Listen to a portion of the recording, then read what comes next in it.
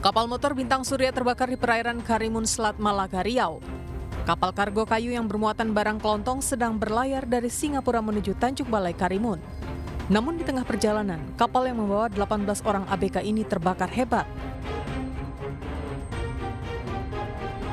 Informasi kebakaran kapal ini kemudian sampai pada kapal milik Bakamla RI KN Dana 323 yang sedang berpatroli di sekitar Selat Singapura. KN Dana 323 kemudian bergegas menuju lokasi kebakaran untuk memadamkan api disertai dengan evakuasi awak kapal motor Bintang Surya.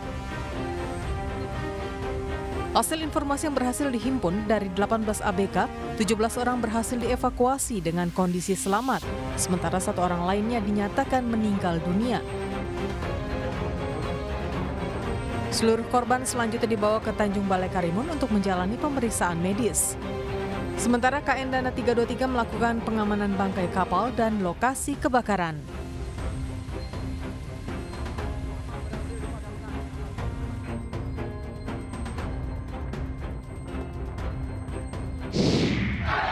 Kita saksikan saudara, kartu merah. Udah. Amanan. Kompetisi sepak bola antar kampung atau Tarkam di Serpong Utara, Tangerang Selatan diwarnai insiden. Seorang pemain yang juga anggota DPRD Tangerang Selatan dari Partai Gerindra, Edi Mamat, menganiaya wasit. Penganiayaan dipicu hukuman kartu merah yang diberikan padanya. Beruntung tim pengamanan sigap mengamankan pelaku dan mencegah kericuhan meluas. Pelaku langsung digelandang petugas keluar lapangan. Majelis Kehormatan Partai Gerindra rencananya akan memanggil anggota DPRD tersebut. Edi kini terancam sanksi indisipliner.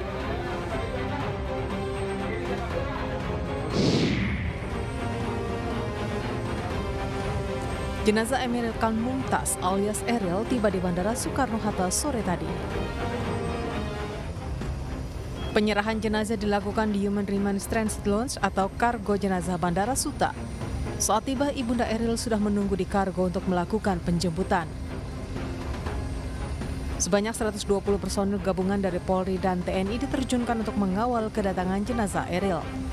Jenazah Eril tiba dari Swiss sekitar pukul 15.20 waktu Indonesia Barat. Jenazah diantar menggunakan pesawat Qatar Airways, selanjutnya bersama keluarga diantar menuju Bandung lewat jalur darat. Jenazah rencananya akan disemayamkan di Gedung Pakuan Bandung, setelah itu Eril akan dimakamkan di pemakaman Cimaung.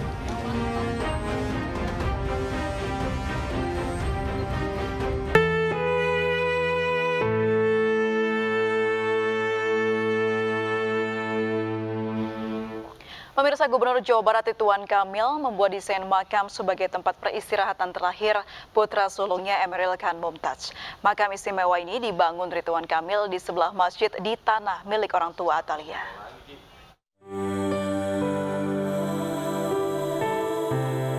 Dalam unggahan sosial media, Ridwan Kamil memperlihatkan sketsa sebuah masjid yang indah dengan cat berwarna putih. Kang Emil juga memposting sebuah peti jenazah. Di sebelah masjid inilah nantinya Eril akan diistirahatkan di tempat peristirahatan terakhirnya. Didesain sendiri oleh Ridwan Kamil, masjid ini diberi nama Al-Mumtaz sesuai dengan nama Eril. Berada di kampung halaman Ibunda Eril, Atalia Pararatia, di Kecamatan Cimaung, Kabupaten Bandung, Jawa Barat. Tim Liputan Ajus melaporkan.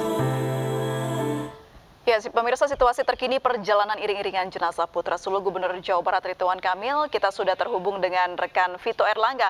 Vito, sudah sampai di mana iring-iringan jenazah almarhum Emeril? Oh, ya, baik April dan pemirsa, dapat kami laporkan saat ini rombongan jenazah Emeril Khan Mumtaz masih dalam perjalanan darat menuju ke Pakuan, Kota Bandung, Jawa Barat. Dan saat ini dapat diperkirakan rombongan baru sampai di wilayah Karawang, tepatnya di kilometer 52 Tol Jakarta Cikampek. Dan jika kami melihat dari peta digital, estimasi ketibaan di Gedung Pakuan ini sekitar 1 hingga 2 jam lagi.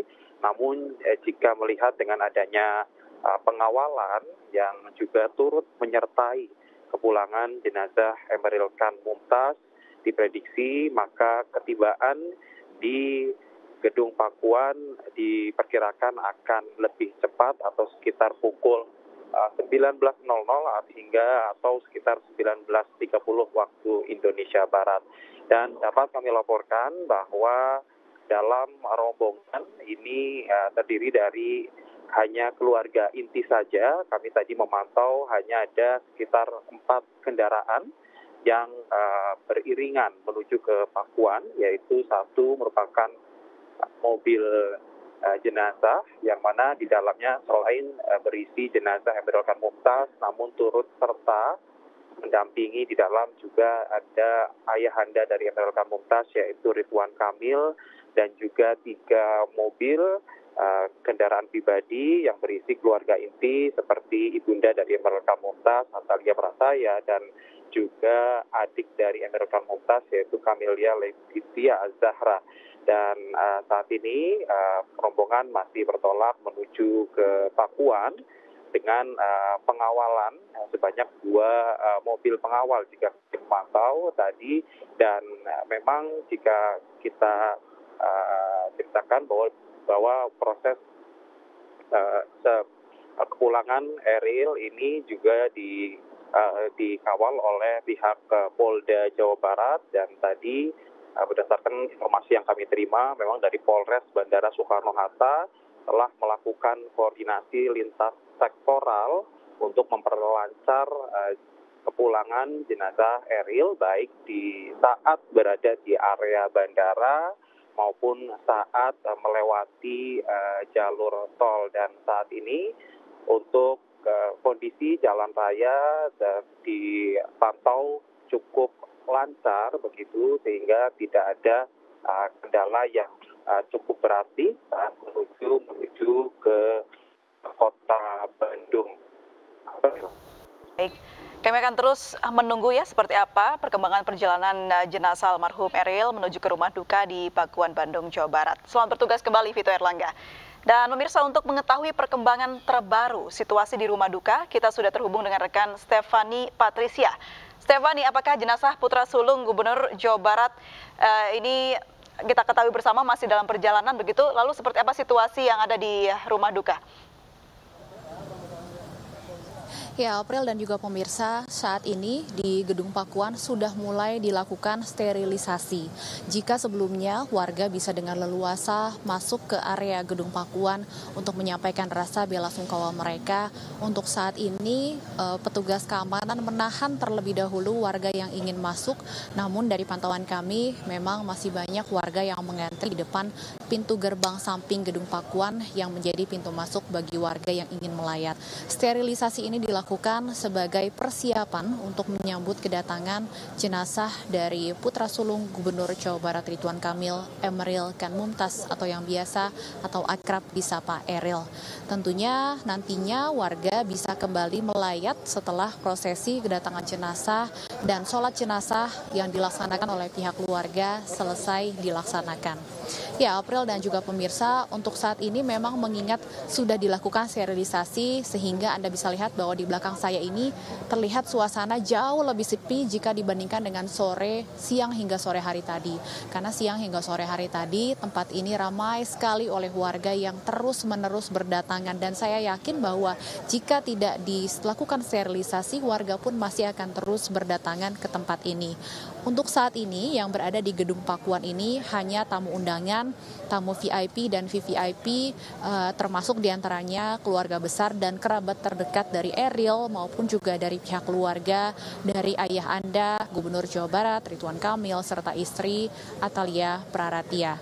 Untuk tamu VIP sendiri, sejauh ini kami memantau belum ada tokoh-tokoh ataupun pejabat yang hadir.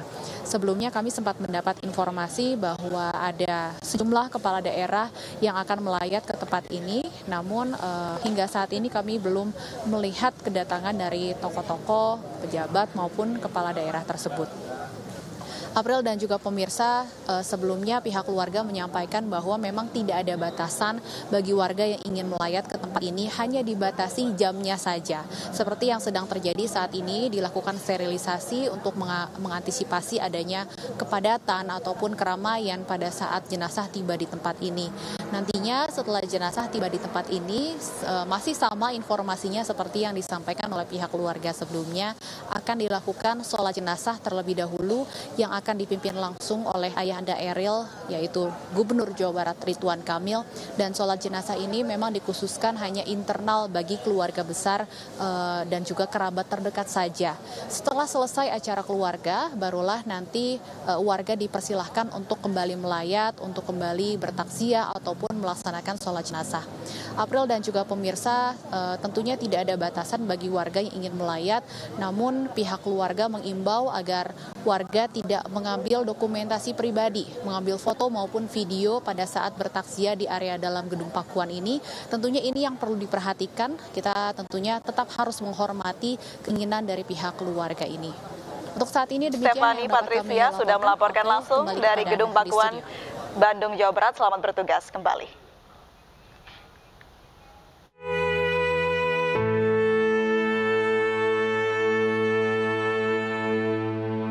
Kita ke informasi berikutnya, pemirsa. Wakil Menteri Parekraf Angela Tanu-Sudibyo mengapresiasi Virtual Career Expo yang digelar Perhimpunan Pelajar Indonesia PPI Tiongkok. Ajang ini menjadi upaya untuk memperluas kesempatan kerja bagi mahasiswa dengan membantu meningkatkan penyebaran informasi mengenai peluang dunia kerja.